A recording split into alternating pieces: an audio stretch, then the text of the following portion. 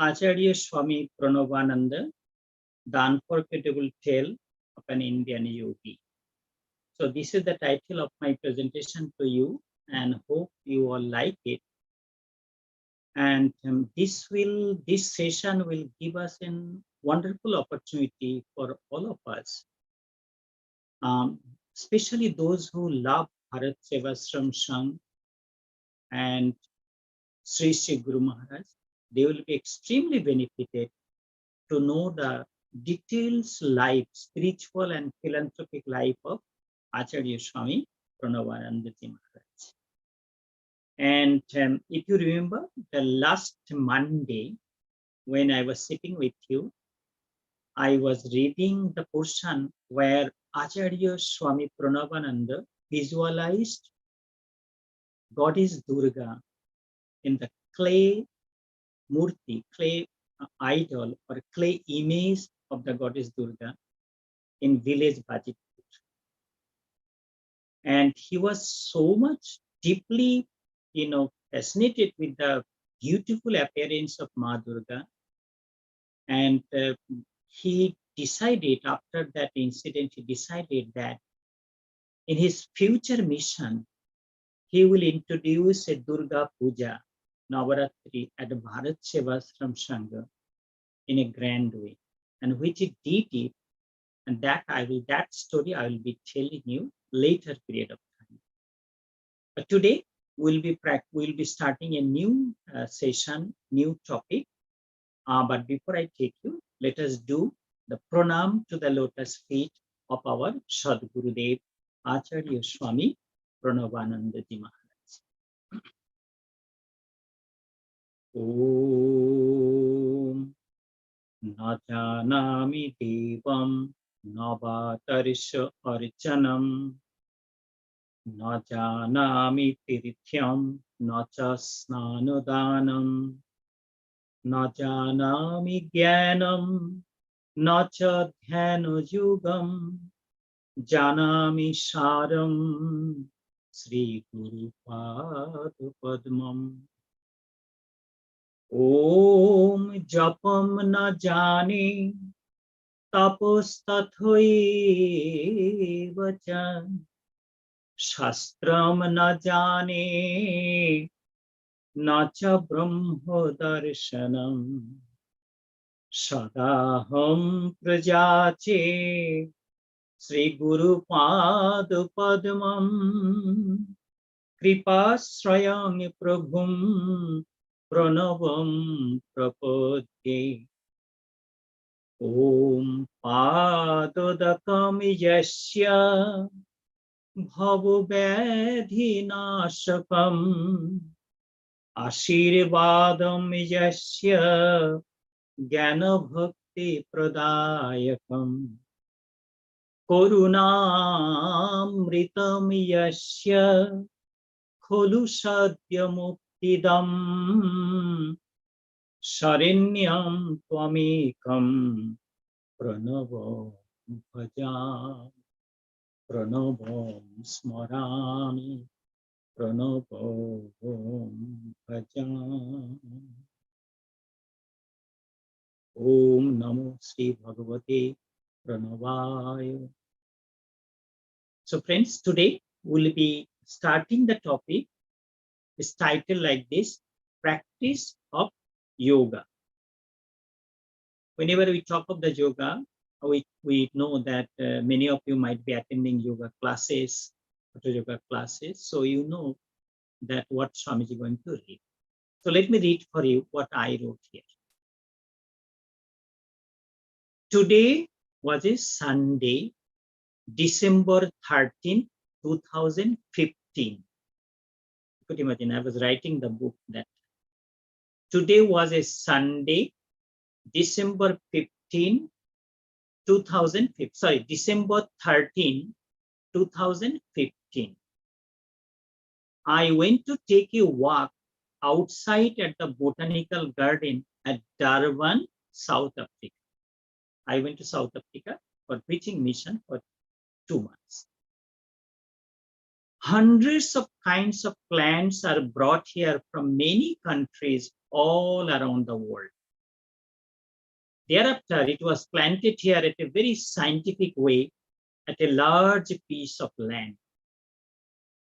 Plants are brought from India, Myanmar, Burma, Indonesia, China, Japan, Brazil, Mexico, Cuba, Australia, New Zealand, Fiji Islands, and countries in Africa and from other parts of the world. It's a Durban, South Africa, Durban Botanical Garden. There are a couple of very big Indian banyan trees in the garden. It is one of the most beautiful places in Durban city. It is a place for fresh air, relaxation, family get-together, walking, meditation, and yoga practice. While I was taking my walk, I recognized at one place under a mango tree, some people were practicing yoga. So white American people. I was indeed, white South African white people, they were practicing yoga. They were practicing it at an open space. I was happy because Indian yoga reached in African continent also. I also recognize that some open yoga classes at famous Durban beach. I saw when I went for walking at the Durban beach, I see people practicing yoga. I'm living at New Jersey, America for many years now. Indian yoga is very popular here. There are many yoga clinics and yoga studios all around the country. In fact, yoga with yoga related things like yoga mat, yoga dress, yoga diet, yoga therapy, yoga teaching license collection, insurance coverage, all this together become a big business in entire Europe and in America. Yoga is introduced in schools, at corporate offices, and at many other places for healthy body, for healthy mind, and for healthy soul. An honest, skilled, and a good yoga teacher will be highly appreciated in this country. We all know that India is the birthplace of yoga. Everybody knows.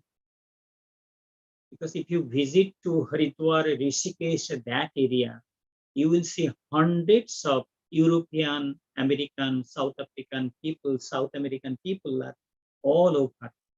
They're learning yoga, trying to collect a yoga certificate for this. It used to be a very private practice by ancient Indian yogis. They practice it to keep their body, mind, and thoughts fit so that they could practice long hours of meditation. That was the purpose of the yoga practice.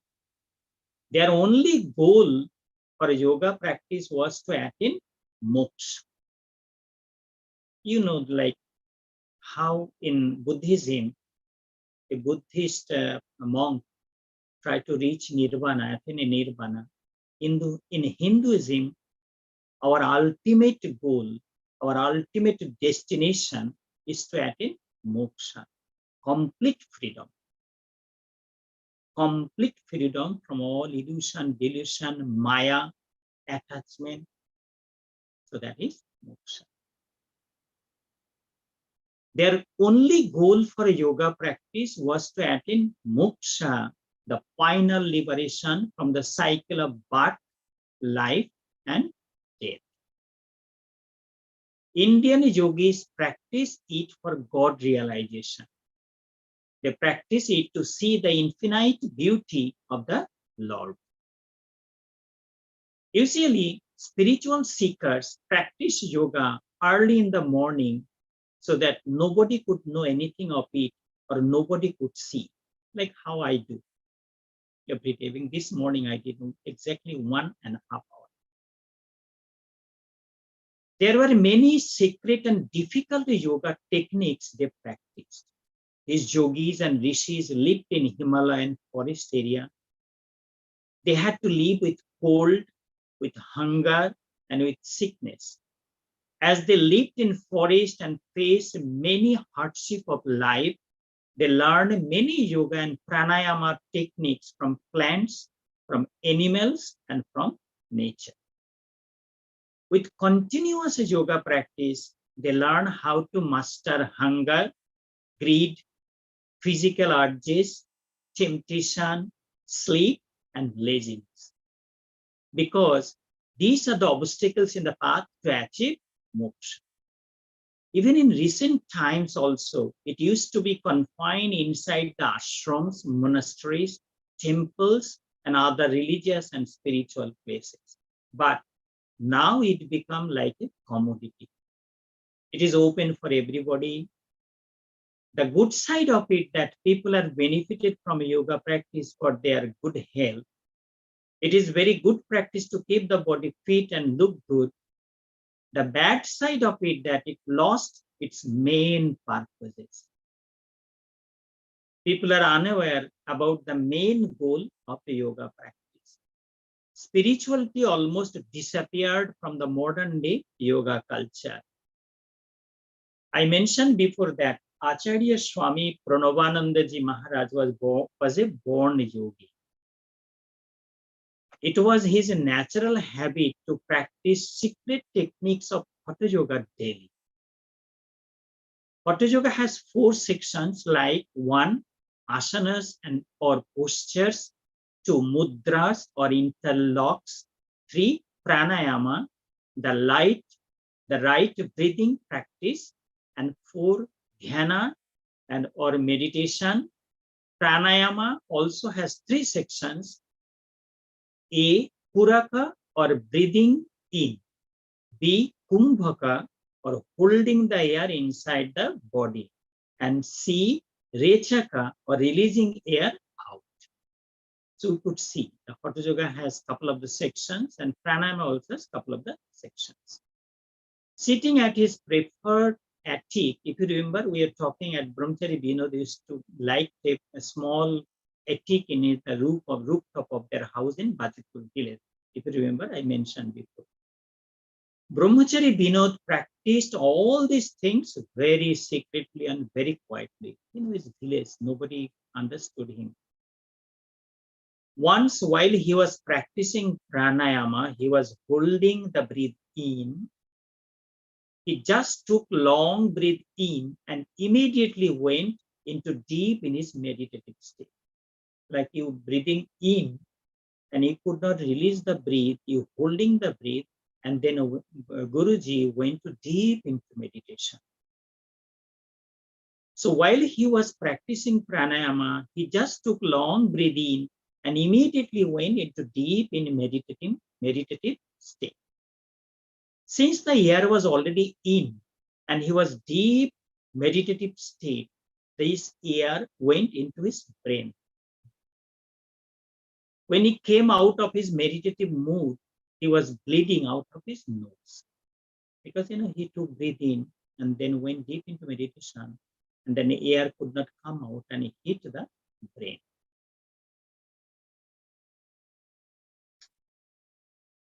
When he came out of his meditative state, he was bleeding out of his nose. Everybody was worried for him and they were rushing to call a doctor from nearby places. It is because Vinod knew that there was no need to call a doctor, but he could not tell it to his father. It is because his father was a very serious person and the nature of Brahmachari Vinod was also very quiet. To avoid unnecessary commotion, Vinod went to Mr. Kali Prasanna Chakravarti, who was a friend of his father. He was around there by this time, and Vinod explained to him about his yoga practice. He also explained to him that his blood was falling because he went deep into his meditation while he was practicing pranayama. So you have to be very, very careful. When you practice pranayama, suddenly do not fall asleep or holding the breath we went too deep into meditation and the air could not go out. And I remember one lady was practicing pranayama, breathing technique by watching it in the TV, yoga classes, and he got a lunch problem, kind of thing. So we have to be very, very careful. There was nothing to be worried of it, and it will be taken care by himself alone. There was no need to call a doctor unnecessarily. Mr. Chakraborty was shocked to hear it. He asked a brahmachari Vinod, you have already gone anywhere out of your home? Where you learn all this yoga or pranayama practice? I never see that you go out of your home. You have hardly gone anywhere out of your home. Where you learn only all this yoga and pranayama practice? Who taught you? Swami Pranavananda Brahmachari Vinod replied, I already know all these techniques of yoga practices. I need not to learn it from anybody. Was the simple answer of Brahmachari Vinod. Mr. Chakraborty and his father both were very surprised to hear him. They knew that Vinod was different from others. They knew that he was exceptionally different from many other boys. They also knew the nobility of Vinod, but they never knew nothing of his spiritual life, his practices.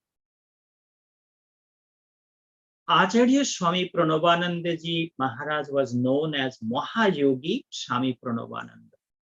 His brilliant and extremely shining appearance told everybody how he masters all forms of yoga practices. He was a yogi and he was a guru, the teacher of all forms of yoga. Mother India was proud that she gave birth to a yogi like him. So this is the section we read from related to yoga, and we need to be very careful, and we cannot receive phone call, we cannot divert our mind to any other things whenever we practice yoga or pranayama. Even sleep and meditation also have to be avoided because we are handling with our breath. We have to be very, very careful. And now I will be taking to a very big topic, very interesting topic. You will like it. I'm 100% sure that you will be liking this subject now. And this is also one of the very important lessons for all of our life, regardless you are a family person or a sannyasi. Guru in Hinduism. That is the subject I'm reading now. Guru Gita says, the look of Gurudeva forms the foundation of meditation. The lotus feet of Gurudeva form the basis of worship. The words of Gurudeva form the groundwork of hymns and prayers. And the blessings of Gurudeva form the footing of final emancipation. Guru Gita also writes, O merciful Gurudev, thou art my mother, Twamevo Mata Chapita Twamevo, as you read every day. O merciful Gurudev, thou art my mother, thou art my father, thou art my friend, and thou art my companion. Gurudev, thou art my learning, and thou art my best wealth. O God of gods, Gurudev, you are everything in my life. You are all in. That's how Guru Gita writing. Guru is a spiritual master. He's a teacher, he's a leader, he's a counselor, he's a guide, he's a true friend who directs his disciples, students, and followers towards the path of final emancipation. Guru acts higher than anybody else to bring out the best of his students. A guru is the embodiment of love. He symbolizes mercy, kindness, forgiveness, patience, and compassion. Guru is the personification of divine knowledge. He is the picture of learning and intellect. He is a living example of divinity to his followers. Because, we go to temple, church, places of worship, we see beautiful building, art of the temple, millions of dollars spending to build the places of worship. But honestly, we don't feel the touch of God. But when we go to our Gurudev, we sit down at the feet of our Guruji, we feel the real touch of God, sweet touch of God. Whenever we sit at Guruji, spiritual master, we sit down at his feet. Guru is not giving anything. Maybe he's putting his hand on your head.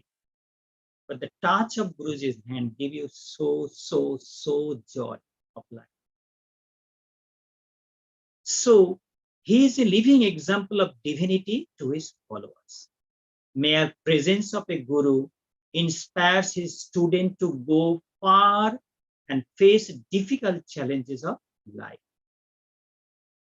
Teachings of a Guru help a student to pass all hardship of life. A disciple believes that kind blessings of his revered Guru can give him all kind of protection to his life. A disciple always believes that. Whenever we have a little difficulties, we always go to the altar of Guruji and sit down and silently communicate with him. A spiritual master with his deep inner knowledge and spiritual power can bring best of his followers. Guru is like an experienced and well-skilled artist who can make an ordinary human being as like as God. A Guru is a role model to his students. Disciples and followers shape their life by following the life and teachings of their spiritual master. Blessings of Guru, his inspiration, his motivation, his words, and his silent spiritual power can completely change the life of a disciple. In Hinduism, the place of Guru is above everything. He represents combined example of a kind father, a caring mother, a good friend, a well-wisher, a teacher, a spiritual guide, and a counselor. To his followers, Guru characterizes knowledge, learning, and best wealth of life. Children hide good and bad many things from their parents and school teachers, but there is nothing to hide from a spiritual master. A disciple can speak everything to his Guru openly and very frankly. Even if we try to hide something from our Gurudev, we cannot. It is because Guru understands all and he knows everything of our in and out. The ultimate motive of a Guru is to bring out the best of his followers. He does spiritual practices for his disciples and followers only. He prays for his godchildren. He fasts, he practices speech control, he does pilgrimage, and he studies religious texts to bring betterments of his followers. In fact, a Guru belongs to all. He is there for entire mankind. A Guru is a world citizen and he has no boundaries. He is for all nations, he is for all people, he is for all whoever comes to him.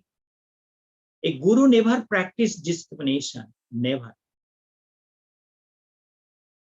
Everybody is equal to him and everybody is welcome to him. To a disciple, a Guru is a living pilgrim center. To see him, to serve him, and to be with him is enough for a student to motivate his life. Even when the physical body of a Guru is gone, his spiritual power remains alive age after age to give protection and guide to his students. The only thing that a disciple needs, a student or a follower need to build up an eternal relation with his spiritual master. He needs to connect with his guru in such a way that this connection will remain forever, even after death. He needs to develop an unbroken and unconditional bondage of love with his master. After then, it is guru who helps his student to go beyond. A guru is an expert captain of a big boat. Disciples need to keep faith in him.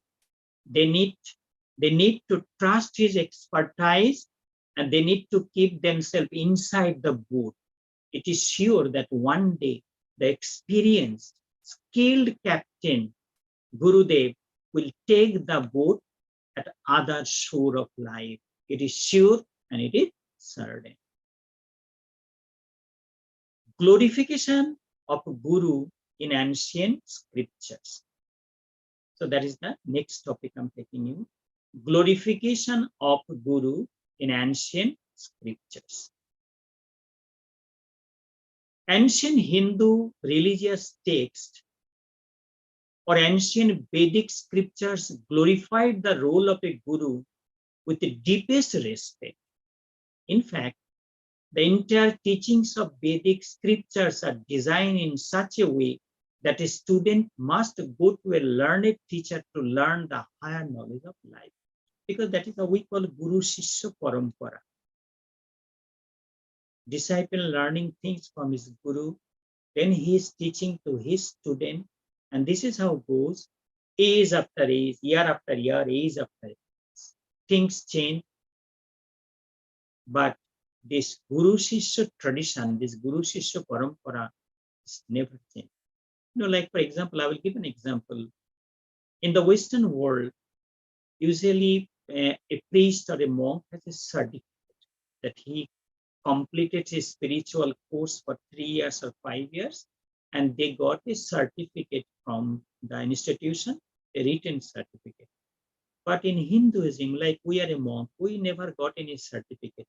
We are trained so traditionally, sitting at the feet of the oldest monk of the organization, serving them,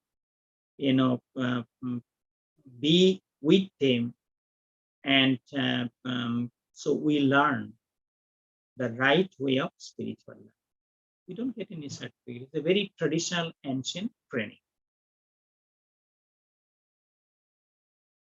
It is called Guru Shishya Parampara education system. It comes from a teacher to his students. Afterwards, his students transfer it to their students. In this way, it passes down generation after generation. Even in modern days, the same system is still alive. Only changes occurred in delivering the methods of teaching. That's the only thing. The foundation of Hinduism are Vedas. To learn Vedas, students need to go to Veda Learning Center, where expert teachers teach them right pronunciation of Vedic hymns and its way of chanting. They teach its right application in life. The deep inner meanings of Vedic verses are not easy to understand. It's not so easy. A scholar, a learned teacher with his profound spiritual knowledge unfold the hidden beauties of these verses. The disciples need commitments, they need one-pointed mind, and they need full dedication to it. Students may have to go through harsh ways of life to prepare themselves to receive it correctly. There are altogether 4 Vedas. Number 1, Rig Veda. Number 2, Yajur Veda. Number 3, Sham Veda. And number 4, Atharva Veda. Again, every Vedas are divided into 4 parts. Number 1, Samhita, and number 2, Brahmana. These two are known as Karma Kanda. It deals with the yajna, fire sacrifice, and rituals. The other two parts are one, Aranyaka, and number two, Upanishad. These two sections are known as Jnana Kanda. The main objective of these two sections is to attain knowledge about the Supreme Brahman. Upanishads are known as Vedanta. As you know, we conduct classes on Vedanta philosophy. I also conduct classes. Upanishads are known as Vedanta philosophy. It deals with the understanding of Atma, or the true self. It is exclusively about the knowledge of eternal truth of life. For example, Pranavadhanuhu Saro Hyatma Brahma Tallakshvam Uchyate Apramatena Vedhavyam Saravat Tanmaya Bhavet. This is from Mundaka Upanishad. Omkara, it's the meaning of these verses. Omkara or Om is the bow. The mind is the arrow. And the goal is Brahman, the God.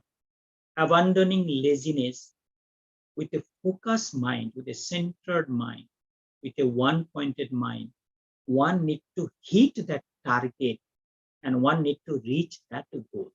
That's how the Vedanta teaching. But this entire process has to learn from a teacher, from a guru. Upanishads give beautiful description of how a spiritual master can impart supreme knowledge to his student. Attainment of Brahma Vidya completely depend on the teachings, directions, guide, and blessings of a spiritual master. Could see. The great hero of epic Ramayana is Lord Sri Rama. You know the epic Ramayana, Lord Rama is if you visit a Hindu temple, you will see the Lord Rama with his the Devi Sita, his wife, and his younger brother Lakshmana. And at the feet of Lord Rama, you will the Hanuman, you will see the murti we call Ram Parivar. That's how we say the word. Because Hindus worship Lord Rama as God. So the great hero of epic Ramayana is Lord Sri Ram. He is the eldest son of King Dasharatha.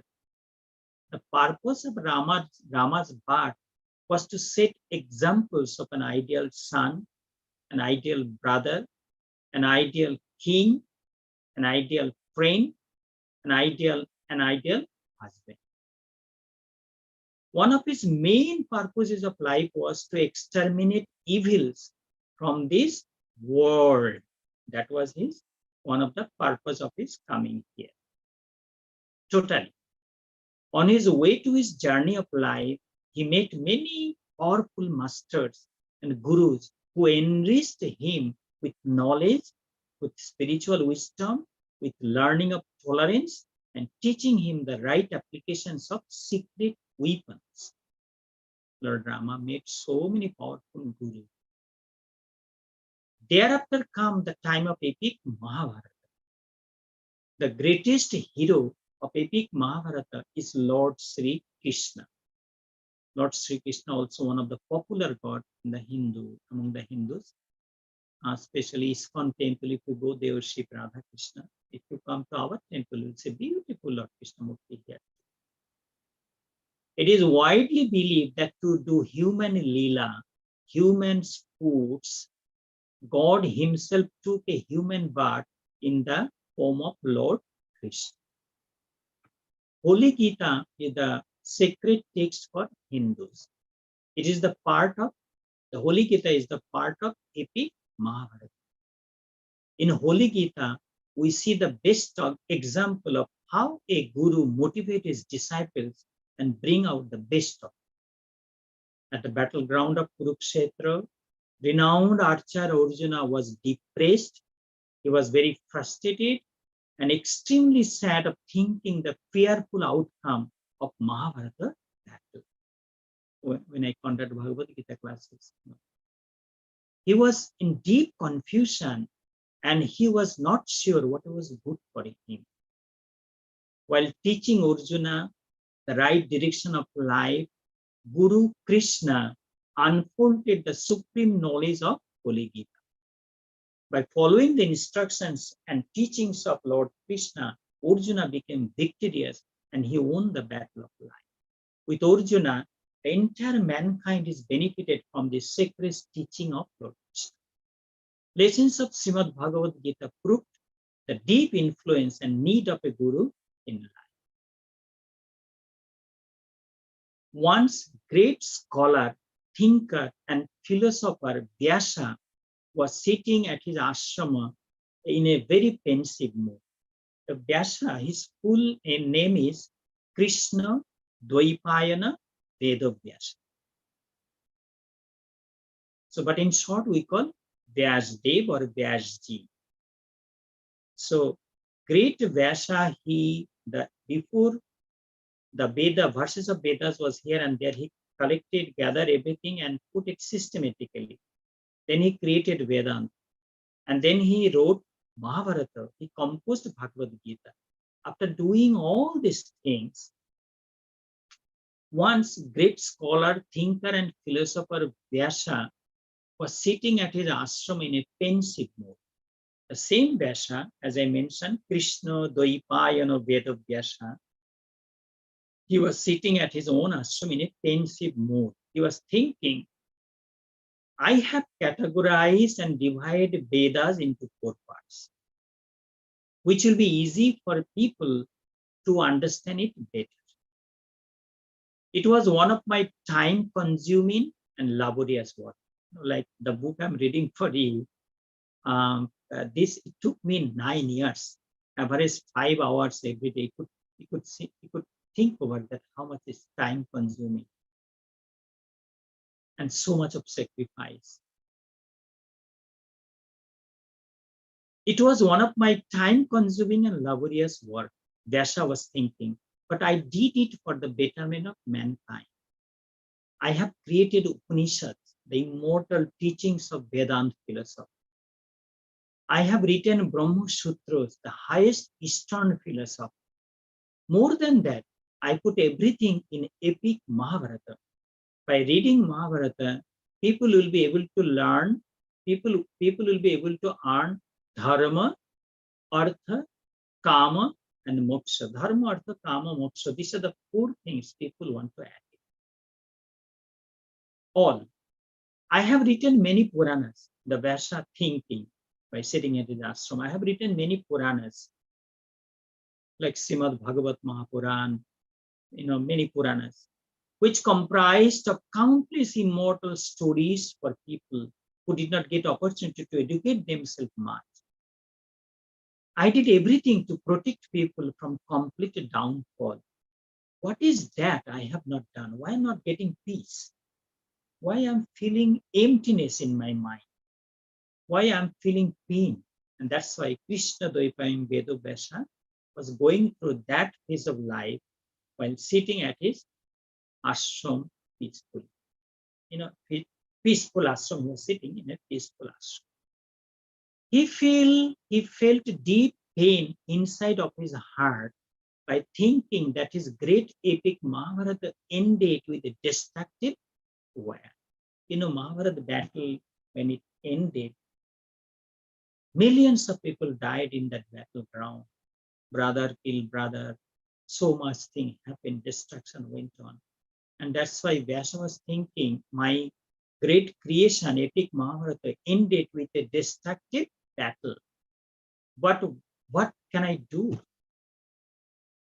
He tried to avoid a battle, but great epic could not be concluded the way it is ended.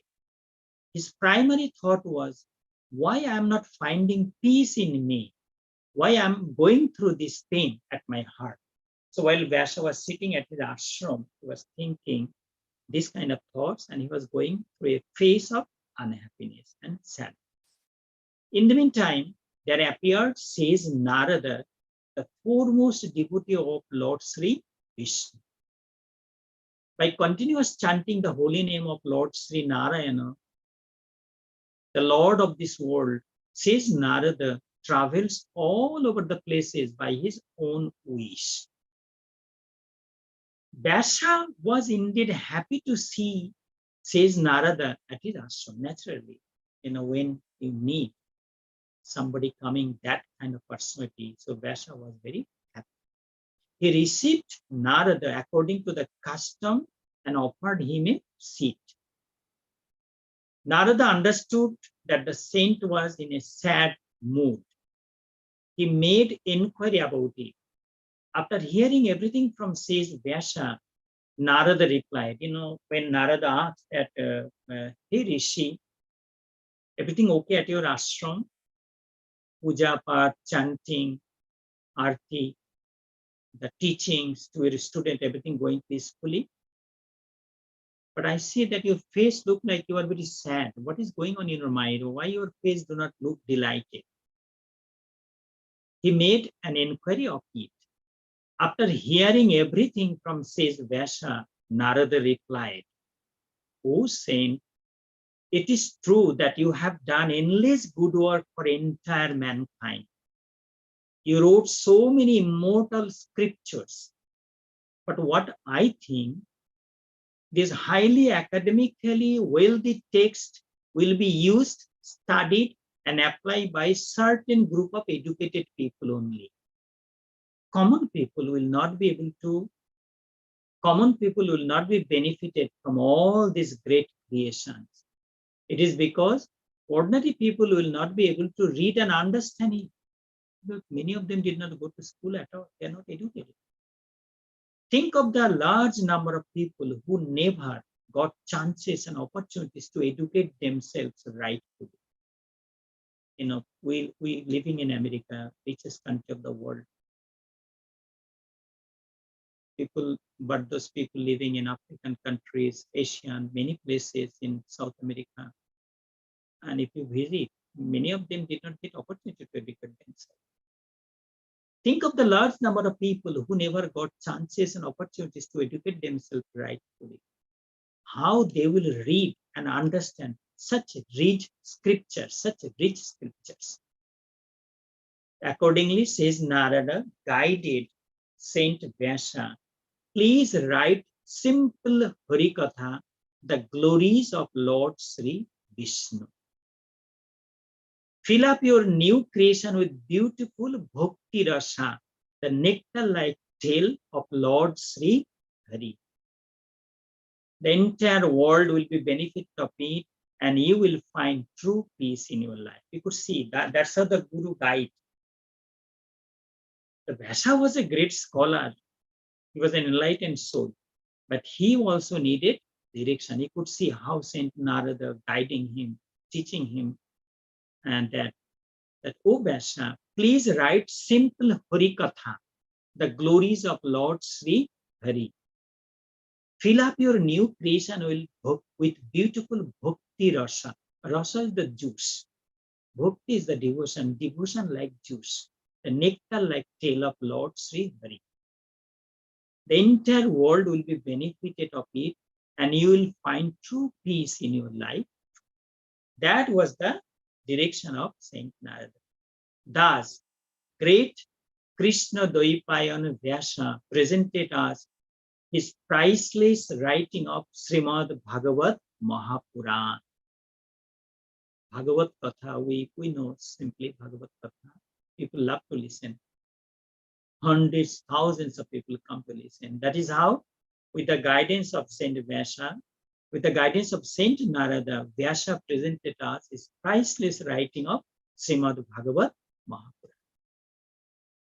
King Parikshit was cursed by a young saint, that he is surely going to die of snake bite within 7 days. Those days, King Parikshit was the king of entire India. So King Parikshit was cursed by a young saint that he is surely going to die of snake bite within next 7 days. His fault was he put a dead snake around the neck of a saint who was deep in his meditation and could not hear the call of the king, who was hungry and thirsty at the time. The king Parikshit was hungry and thirsty. He entered a ashram, saw a saint was meditating, asked the king, expected the saint will be offering him seed, some food, fruits, water, but the saint was eyes was closed and he was meditating. After a couple of times, the king called him with fatigue and tiredness and thirsty, but there was no response, and the king got angry. He picked up a dead snake by his arrow and put at the neck of the meditating saint. After returning home, the king heard his cards. He knew a curse from a saint is sure to happen. At the moment, his main question was, now the king heard that he got a curse from the young saint, the son of that saint, that whoever did this kind of sinful work, I curse him that by next 7 days he'll be bitten by a poisonous snake and he will die. So the question is, when somebody knows that by next 7 days I'm going to die, what he should do? Or if I know that today is a Monday, that next Monday I'm going to die. So my question is, I have only 6-7 days in hand. What should I do? That was the question. He knew that a curse from a saint is sure to happen. At the moment, his main question was, knowing that he's going to die within next 7 days, what he should do now? Some suggested he should go for a pilgrimage. Some suggested that he should do charities and give up everything he had. Others suggested he should spend his time studying sacred text. The king was not happy with all these advices and suggestions. In the meantime, while he was worried, there came Shukdev Maharaj, a 16-year-old saint. He was shining with brilliance and with knowledge. The king and others received him with deepest respect. Hearing the appeal of King Parikshit, Sri Shukdevji Maharaj advised the king to abandon everything and spend these 7 days listening the wonderful tales of Sri Hari.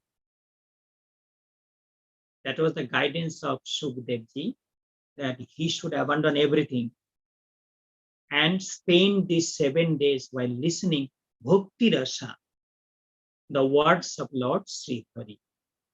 Following the instructions of great Guru Shukdevji Maharaj, King Parikshit attained liberation. When 7 days he listened, at the end of the 7 days, King Parikshit was bitten by that very poisonous snake and his body was burst into. There are innumerable stories at our sacred text and at our religious books how a guru changed the life of his disciples. In short, there is no end of glories of a guru. Words are unable to describe the beauties of a revered spiritual master. The next question coming, can a human being be a guru? Because as I know, like we are the disciples of Acharya Swami Pranavananda. Many of the people in Caribbean island took Diksha from Swami Purnananda. Many people took Diksha from many other organizations. But when we take a Diksha, the Guru naturally has 2 hands, 2 feet, 2 eyes, 1 mouth, 1 nose. It's like us, look like a human being. He talks, he takes food, he takes shower, he sleeps also. So what is the difference between an ordinary human being and spiritual master? Can a human being be a guru? It was a time for matriculation examination for Vinod. At one side, there was pressure and demand for study and prepare for this examination. On the other side, there was burning hunger to unfold the mystery of birth, life, death, and life beyond. He was also worried for seeing the moral degradation of young generation. Vinod, who was quiet in nature, appeared to be disturbed and restless. School principal Sri Virendralal Bhattacharya wrote, "As long as I will be at home, it will be difficult for me to do something good for anybody. I will not be able to help anyone here. Thinking this way, Vinod used to be very restless sometimes. He developed an attitude to run away from home. Once he mentioned also to me, the principal writing, "Sir, I do not find peace at my mind. I will renounce the world. I will go out and take the life of a sannyasi. Otherwise, I won't be able to do anything in life. There is no other way to save our nation. How can I remain quiet and see this moral downfall of our youth?" This is how he used to speak occasionally. Thinking about him and knowing his nobility, I was worried. The headmaster, Birendralal Bhattacharya, telling. It was my experience that out of temporary excitement and momentary stoicism, many youths leave their home for unknown destination. They are not sure about their future activities, what to do, how to do, and where to go. They have no idea. I mentioned, Vinod, where you will be going. Leaving home and not sure of your future movement, you might damage your life by falling at wrong hands. Wait for a while and complete your education. In this way, 23 years old principal consoled 17 years old student Vinod. Regardless of it, he became very restless. Then I told him, though I am not sure, but if you really want to go somewhere, then go to him at whose feet I have surrendered myself. At least I know that he would not misguide you.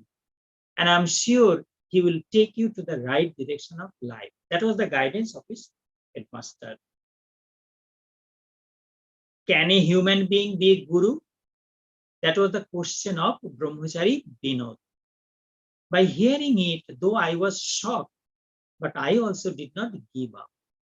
There was arguments, there was logics, and there were discussions day after day. It was understanding of Vinod that only God can be a right guru. He's the only one who can hold his hand and take him to the right direction of life. An ordinary human being who is busy taking care of his own things, or a person of flesh and blood, cannot be an ideal guru. That was the belief of Brahmachari Vinod. Vinod knew the right role of a guru. He read some good books and understood the higher role of a guru in the life of a disciple. By his own spiritual experience, he knew the deeper responsibility of a spiritual master in the life of a young spiritual seeker. Guru is not an ordinary human being. At one body, to his disciples, his father, his mother, both. He is their friend, he is their spiritual master, he is their best wealth, and he is the end of all knowledge. To a disciple, Guru is everything. Guru is the friend of his life and the life beyond. There is no end of eternal relation between a spiritual master and his disciples. This relation goes birth after birth. A disciple shapes his life by following the life and teachings of his master. Blessings of a spiritual master can reach anywhere in this world and give all protection to his godchildren. Even the mortal body of a spiritual master fall down, still the spiritual power remains eternally alive and always active. Like in America, I see sometime, that when a spiritual master comes, his name, fame, hundreds of, American people follow him. And then after, when the guru die, his body gone, they just forget. They go to the other guru. I met a couple of them. I said that you already, initiated by this yoga, that yoga. So you keep practicing. Your guru's power is there. But no, he gone. Swamiji, I'm looking for a new guru. I said, look, me. I did not see my spiritual master physically, but we follow him throughout our life. We don't change. Remain stick at one place. One day you will be able to reach the other shore of life. Guru is the friend of his life and the life beyond. There is no end of an eternal relation between a spiritual master and his disciples. This relation goes birth after birth. A disciple shapes his life by following the life and teachings of his guru. Blessings of a spiritual master can reach anywhere in this world and give all protection to his God children. Even if the mortal body of a spiritual master fall down, still the spiritual power remains eternally alive and always active. So it is natural that a guru have to be someone who is a storehouse of spiritual power and completely dedicated in the welfare of his followers.